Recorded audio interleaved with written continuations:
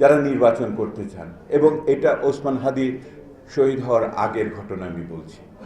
এবং সেখানে একটি কথা, দ্বিতীয় কথা যেটা এসেছে সেটা হলো ওনাদের পরিষ্কারভাবে বর্তমান সরকারের প্রতি আস্থার অভাব। এবং এই নিরাপত্তা বর্তমান সরকার, তার প্রশাসন, তার আইন রক্ষাকারী বাহিনী, এমনকি সেনাবাহিনী দিয়ে ওনারা সেটা করতে পারবেন, এটা ওনাদের ভিতরে আস্থার অভাব। এইগুলো যখন বলেছে তখনও কিন্তু এই ঘটনাগুলি ঘটেনি। সেহেতু এই ঘটনা যে ঘটতে পারে তার জন্য জনমানুষের পক্ষ থেকে কিন্তু ইঙ্গিত সংকেত বিভিন্ন সময় দেওয়া হয়েছে।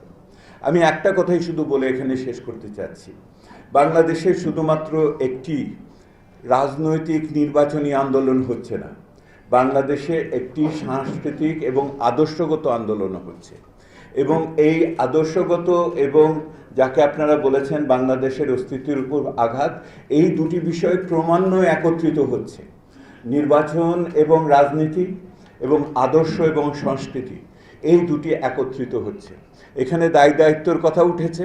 নাগরিক সমাজ ঐক্যবদ্ধভাবে এইটার প্রতিবাদ করার ক্ষেত্রে এখন পর্যন্ত, আজকে পর্যন্ত আমি সেই রকমভাবে আমরা দেখতে পাইনি। আজকের এই উদ্যোগ নিঃসন্দেহে আমাদের উৎসাহিত করবে। আমাদের যেটা মনে রাখতে হবে, নাগরিক উদ্যোগ যদি না থাকে তাহলে অবশ্যই ওই নীরব সংখ্যাগরিষ্ঠদের উপরে ওই সংখ্যালঘু উগ্র মানুষগুলো কিন্তু রাজত্ব করবে। এই সাহসটা আমাদের নাগরিক সাহস দেখানোর এটি সময়, একতার এটি সময়। আরেকটা কথা বলি, শেষ করি। বর্তমান সরকারের প্রতি অঙ্গুলি নির্দেশ সকলে মিলে করেছে, এই ব্যাপারে সকলের ঐক্যমত্য আছে। যদি একটি প্রতিষ্ঠানকে আমাদের দায়িত্ব নিতে হয় তাহলে এই বর্তমান সরকারকে দায়িত্ব নিতে হবে।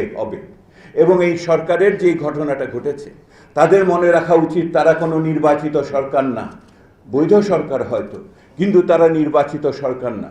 একটি অনির্বাচিত সরকারের শাসন করার যোগ্যতা ক্ষমতা থাকে ততক্ষণ যখন তার নৈতিক বৈধতা থাকে।